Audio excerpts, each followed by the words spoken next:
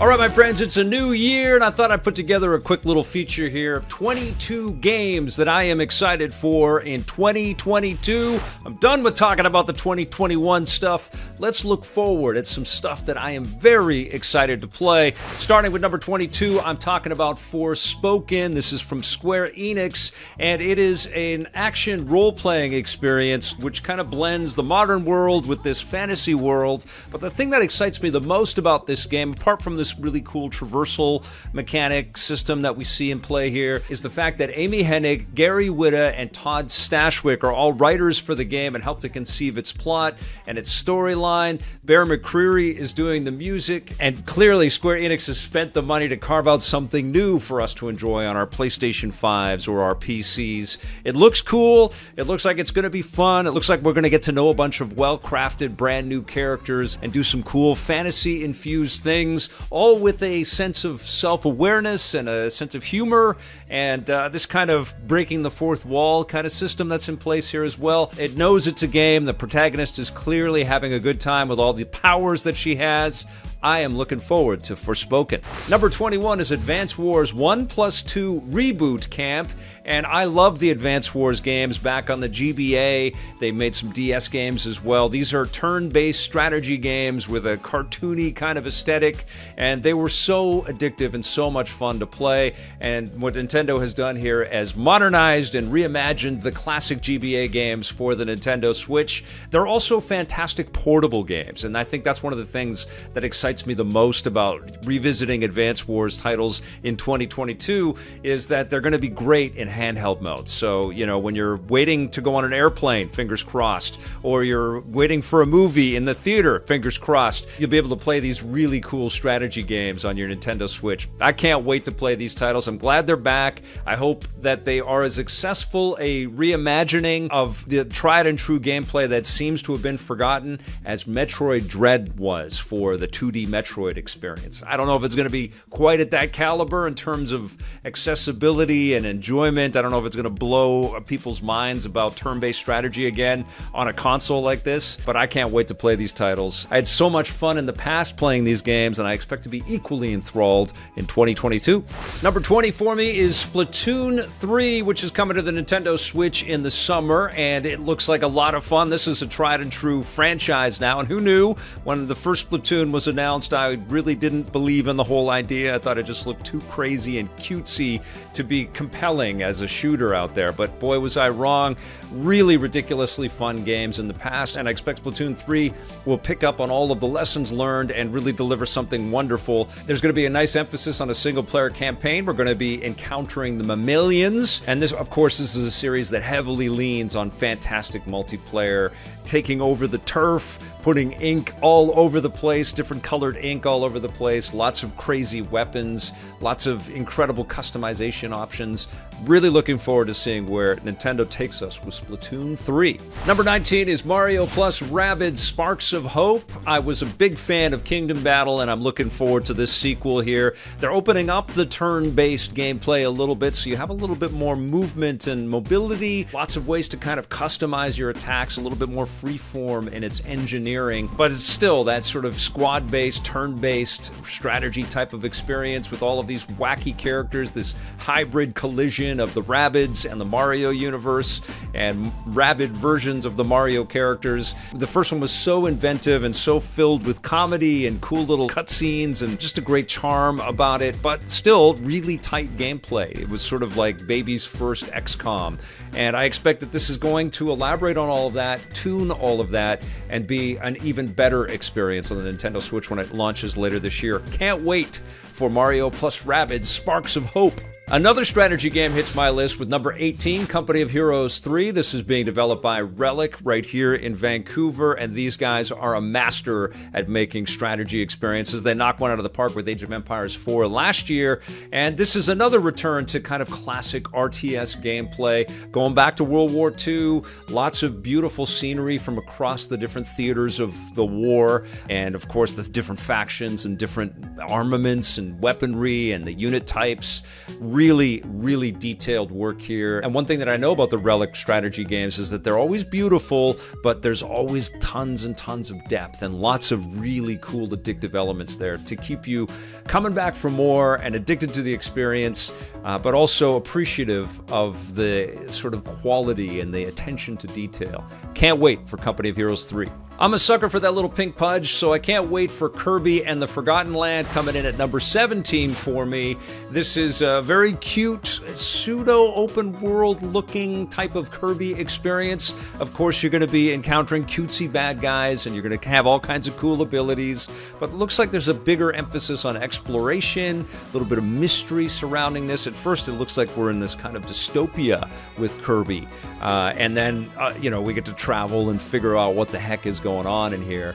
It looks beautiful, it looks super accessible like all the Kirby games are, and like all the Kirby games tend to be, it looks like it's going to be a lot of fun. Number 16 is Little Devil Inside, which PlayStation has showed off a bunch of times now. Beautiful art style to this game. It's an action-adventure game where you're chasing down and hunting down all kinds of monsters. There's lots of cool little mysteries and things to solve, objectives to complete, different areas to explore. It's kind of steampunky, 19th century kind of vibe to it as well. I love the macro aesthetic right down to the tiny micro aesthetic and the intricate little details that we'll see inside of the environments and all of these cool areas that we get to explore. This looks very distinctive, and even though it's made by a smaller team, it's an indie title, it looks like it's quite elaborate and ambitious and just slick. It just looks like a ton of fun. I think Little Devil Inside is going to be a gift this year. Coming in at number 15 is Lego Star Wars The Skywalker Saga, and I must admit, I'm getting tired of talking about this game. I think the pandemic really affected development on this title. It's a massive scoped game from TT Games. They're taking us through all aspects of all of the major Star Wars movies, and all of the different characters and planets and ships and all the things that we've seen have been incorporated in here, which seems to be like a full-on reimagining of the tried and true Lego Star Wars games that we've played many times in the past. This is definitely the biggest one that they've made. It's the most ambitious one that they've made. I just hope that it turns out to be the most fun of the Lego games as well. I hope it's not so grandiose that it sort of loses its focus.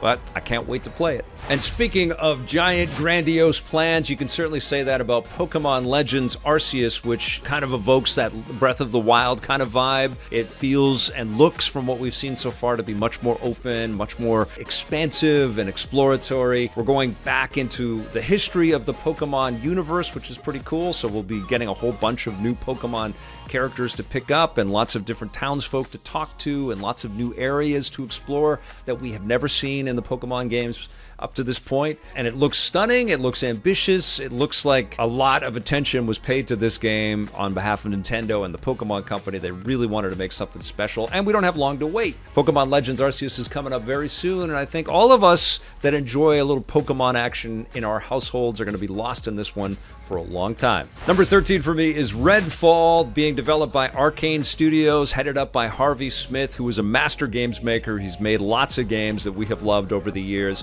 and Redfall looks really cool. It's a single-player or cooperative action shooter type experience where you're being pursued and then pursuing vampires and other supernatural entities that are out to get you. The game looks, like it's been beautifully crafted with lots of really cool twisted details all over the place. Obviously, this is a studio that's really good at developing story-based, narrative-driven video game experiences, and I expect Redfall is going to deliver on that front, but it also feels like we're going to see some spectacular action in this game. And, they just crushed it with Deathloop, but anytime Arcane is announced as a developer on a game, it has my attention, and that is absolutely true with Redfall. It looks amazing. For those keeping score, this is the third strategy game on my list of 22 titles to look forward to this year. It's Marvel's Midnight Suns, developed by Firaxis Games, and Firaxis is another standout developer in the strategy genre. And of course, this is bringing in some of our favorite Marvel superheroes into the mix. I've always wanted to explore a team-based strategy type experience with characters from the Marvel universe like this,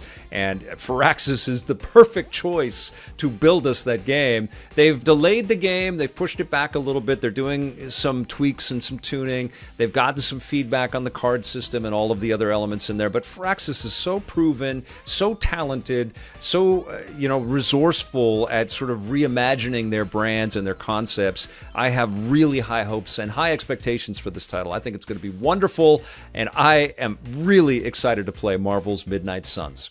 Coming in at number 11 is Techland's Dying Light 2, which is another game that's seen some delays, some bumps along the road as it's gotten closer and closer to release.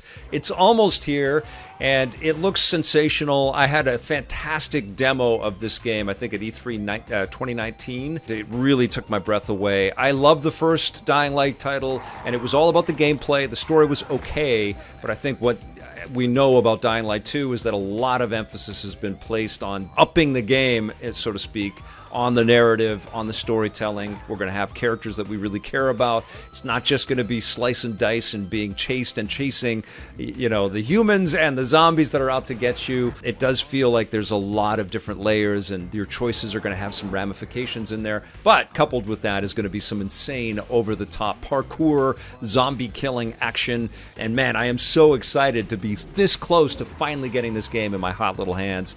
I cannot wait for Dying Light 2. All right, we're on to the final 10 games that I'm hyped for in 2022. And number 10 is an indie title called Stray, which PlayStation has done a terrific job showcasing over the last year or so. This is a game with cute little cats, and you're running around inside of this future sci-fi type world, and there's lots of humanoid little robots with screen faces walking around.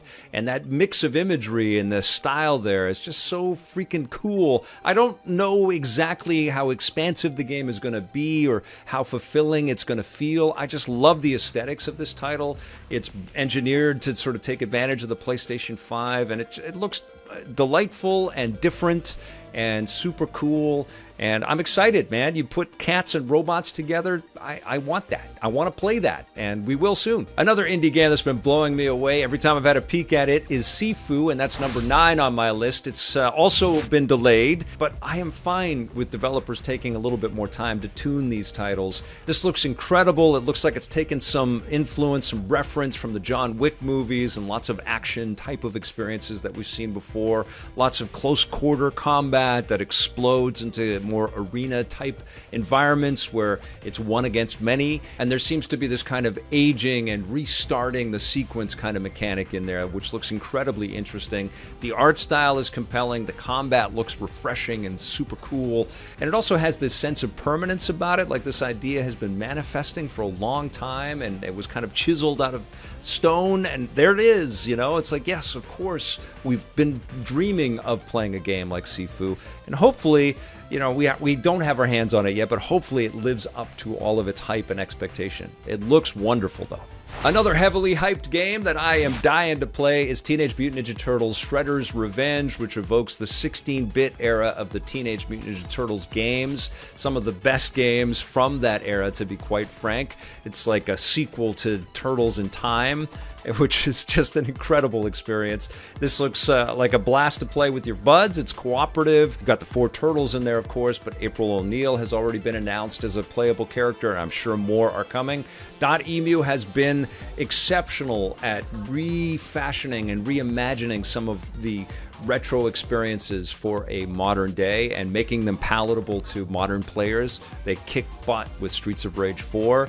And Tribute Games is made up of a bunch of incredible veterans that have really excelled making us really fun 2D experiences like the Scott Pilgrim game, which came back last year and was so much fun to re-explore. This seems to be like a marriage made in heaven with a property that has been underserved and underutilized for a long time, and also it evokes an era of simpler days, simpler games, but games that have stood the test of time, and I expect that's exactly what's going to happen with Shredder's Revenge. Bandai Namco and From Software have been exceptionally generous with the time they have given players with Elden Ring, which comes in at number 7 on the list. They did a network test just before the end of the year, and it was amazing to jump into the world, this rich universe that has been crafted by From in partnership with George R.R. Martin, and you can feel the layers of storytelling and all of the details, the richness of the crafted environment and the characters for us to encounter along the way. The conversations that we get into and the creepiness of the creature designs is really, really mesmerizing stuff. It's absolutely absolutely stunningly beautiful as well. This is From's first title expressly made for the modern architecture of machines that are capable of running titles like this, and it looks incredible. I mean, it feels like it's going to be meaty and robust with lots of open areas for us to explore and lots of tight, creepy dungeons and castle hallways to survive. I loved what I have played already of Elden Ring, and I can't wait to get lost in this game. The same could be said for number 6 on my list. This is Guerrilla Games' Horizon Forbidden West. Zero Dawn was such an amazing surprise, coming out in the same year as The Legend of Zelda Breath of the Wild, and there was that constant head-to-head type conversation throughout the year. And I think we're about to have that again, actually, in 2022. But Guerrilla surprised us with the ambition and the breadth and the scope and the cool characters and the mystery and the unraveling of all of the amazing details in that game.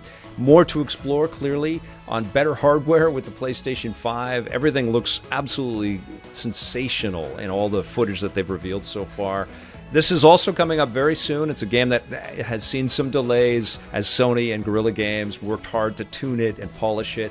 I think this is going to be a gem for 2022. I think it's going to be in a lot of conversations for the best game of the year. But who knows? We haven't played it yet, but I expect big things out of Horizon Forbidden West. All right, down to the last 5. Number 5 for me is Suicide Squad Kills the Justice League. This is a game we have all been waiting on for a long time from Rocksteady, who crushed it with the Batman Arkham games. You know, one of my favorite trilogies in all of video games, the 3 games that those guys made. I absolutely love those games. You know that about me. I love superhero games. I love these characters. I'm not the hugest Suicide Squad fan, but this was clearly made with a lot of love and a lot of attention to detail, and the fact that we do get the tried and true DC superheroes, the best of the best, in this game as well. And they've all been infected by Brainiac, and the Suicide Squad is Earth's last hope to take them all out and defeat Brainiac and his evil scheme.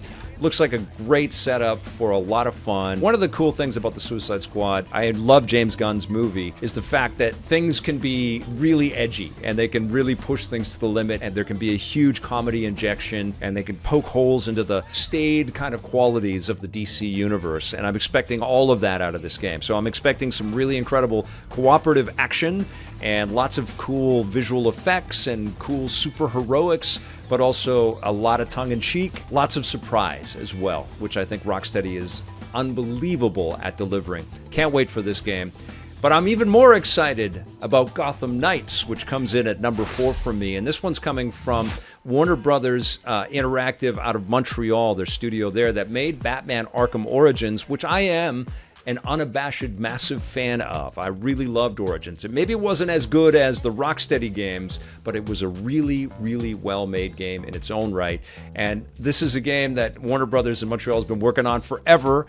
I find it kind of funny that both the Rocksteady and the Warner Brothers Montreal game are coming out in the same year, but they both look incredible. I'm a huge Bat fan, so I'm excited to play with the Bat family characters, play as Batgirl and Robin and Nightwing and Red Hood. They all have different capabilities. You can play them cooperatively as well, so you can play with your buds and get into all of these big fights with all of the Batman villains that we're going to see in this game, plus the Court of Owls storytelling in here. All of the plot threads that were really cool in the comic series are going to be a part of this game as well.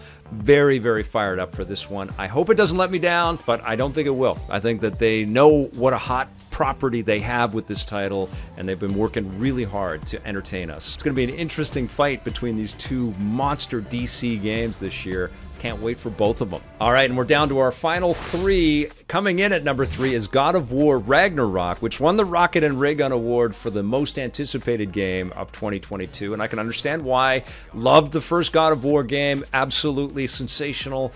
Incredible storytelling, wonderful action, lots of amazing characters, but not too many amazing characters. I love the refinement of the game, and I'm expecting that there's going to be an escalation in Ragnarok. We're going to see more of this kind of Norse-themed world. We're going to meet characters from Norse lore and fight them, and all of that's going to be fun. But I also think there's a maturity to the way that these God of War games are being crafted, the modern God of War titles that will be also exemplified in Ragnarok, plus the horsepower of the PlayStation 5. Cannot freaking wait for this game. And also what's cool is this year, God of War is coming to the PC, so that's going to be a game that gets exposure to a whole new crowd out there, which probably means that Ragnarok is, maybe a year or two away for the PC audience as well.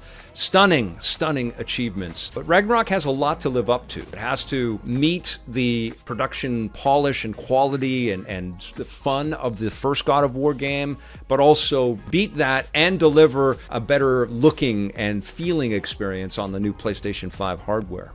I think they're up to it, though. Sony Santa Monica rarely disappoints. All right, number 2 for me is The Legend of Zelda Breath of the Wild 2, or the sequel. We don't know what the official name is. We've had sneak peeks at this from Nintendo, and it looks like more of the beautiful exploration that we got with Breath of the Wild 1, which is my favorite game of all time, by the way. I'm exceedingly excited to jump back into Hyrule and keep exploring. Looks like we get to do a lot more aerial stuff in this game, which has some obvious nods to Skyward Sword. It looks stunning, and it looks creepy, and it looks like it might turn the knob a little bit on sort of the maturity kind of factor of the game as well, because by this point, Link has gone through some serious stuff. He's had to fight some giant beasts and survive all of the different challenges of the first game. So we might see a slightly more capable and mature and maybe even a little bit damaged Link in this title. It's going to be amazing to see what Nintendo's got up their sleeve with this one. I cannot wait. But number 1 on my list, the game that I'm most excited for in 2022 is Bethesda's Starfield, headed up by Todd Howard and his incredible team over there. They've knocked it out of the park with the Elder Scrolls games. They've killed it on Fallout games, and this is a brand new property for them on brand new hardware, brand new generation. And it's incredibly ambitious, this idea that we're flying from planet to planet and we're going to keep exploring into the stars, this kind of space-themed idea where it's not just going to be all devastation and, factions warring all over the place. I think that there's going to be a little bit more, again, a little more maturity in the way that the characters are dealing with each other. I'm sure that there's been a lot of influence from properties like Star Trek infused into this, and thinking about the future of humanity and our ambitions to explore the stars. I am super psyched to see where this game is going to take us. And one of the things that excites me the most is that there's no connection to anything previous. This is all brand new, but with the experience and the talent and the ambition that Bethesda always has as the rocket fuel for this game, it's hard not to be hyped. And they haven't abandoned what they've worked on in the past and delivered on in the past. They've got another Elder Scrolls game in the works, and likely there's a Fallout in the pipeline. But just the idea that they're saying, look, we want to branch out and we want to try something that's ours and brand new and fresh. And if the game can deliver using modern hardware specifications, that same kind of awe and surprise that their previous games did on previous generations of hardware, I think we're in for something truly spectacular with Starfield. That's why it's number 1 for me. All right, you guys, there's my list of 22 games that I'm excited to play in 2022. I want to read your lists in the comment below. Let me know all the games that you are hyped for this year. It's going to be an amazing year for video games, and I can't wait to dig into them, to stream them with you on our Twitch channel, twitch.tv/EPN, and to review them and talk about them all year long. Thank you for joining me along this ride. We will see you soon, and until then, play forever.